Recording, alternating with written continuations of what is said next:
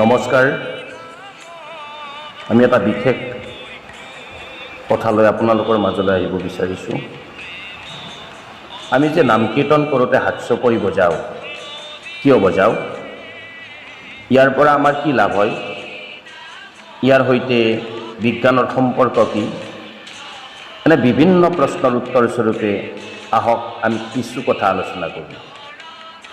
প্ৰসংগ কৰোঁতে, দিহানাম গাওঁতে, টোকাৰী গীত গাওঁতে, থিয় নাম গাওঁতে, ভাগৱত ভ্ৰমণ কৰোঁতে হাত চাপৰি বজোৱা হয় বা তালি বজোৱা আমি দেখোঁ।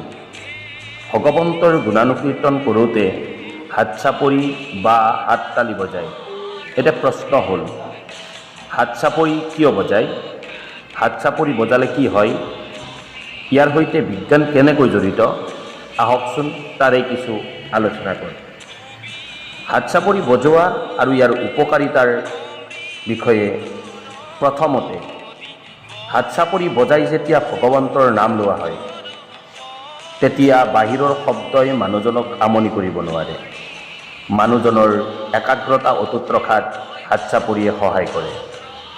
নম্বৰ 2, সামূহিক হাত চাপৰিৰ যি ঐক্য তালৰ গুঞ্জন উঠে, ই এটা অনন্য পৰিৱেশ সৃষ্টি কৰে আৰু হাত চাপৰিয়ে সেই পৰিৱেশটোক এক বিশেষ মাত্ৰা দিবলৈ সক্ষম হয়। নম্বৰ 3, মুখত হৰিনাম আৰু হাত চাপৰি একে সময়তে হৈ থাকিলে নাম কীৰ্তন কৰোঁতাজনৰ সমস্ত মন, বুদ্ধি, ইন্দ্ৰিয় ভগৱন্তৰ চিন্তাত নিমগ্ন কৰাত বিশেষভাৱে সহায় কৰে। নম্বৰ 4, আধুনিক গৱেষণা আৰু চিকিৎসা বিজ্ঞানে প্ৰমাণ কৰিছে যে 2 হাতৰ ঘৰখন আৰু 2 হাতৰ পৰস্পৰ আঘাতে শৰীৰ, মন সুস্থ ৰখাত সহায় কৰে। ইয়াকেই আধুনিক যুগত আকুপাংচাৰ বুলি কোৱা হৈছে। শৰীৰৰ প্ৰতিটো অংগৰ সৈতে হাতৰ তলুৱাৰ সম্পৰ্ক আছে। হাতৰ তলুৱাৰ সেই বিন্দুবোৰত নিৰ্দিষ্ট ধৰণে হেঁচা প্ৰয়োগ কৰিলে ই আমাৰ সমস্ত দেহ সুস্থ থকাত সহায় কৰে। হাত চাপৰিয়ে সামগ্ৰিকভাৱে আকুপাংচাৰৰ কাম কৰি দেহৰ ৰক্ত সঞ্চালন সঠিক কৰাত, স্নায়ুতন্ত্ৰ সবল কৰাত, পেশী মজবুত কৰাত, চকু, নাক, কাণ, হৃদযন্ত্ৰ, বৃক্ক, যকৃত, হাওঁফাওঁ আদি প্ৰতিটো অংগৰ আকুপাংচাৰৰ কাম কৰি সুস্থ কৰি ৰখাত সহায় কৰে। এনেকৈ হাত চাপৰি বজাই ভগৱন্তৰ নাম ভকতসকলে সুখ আসনত বহি কৰে।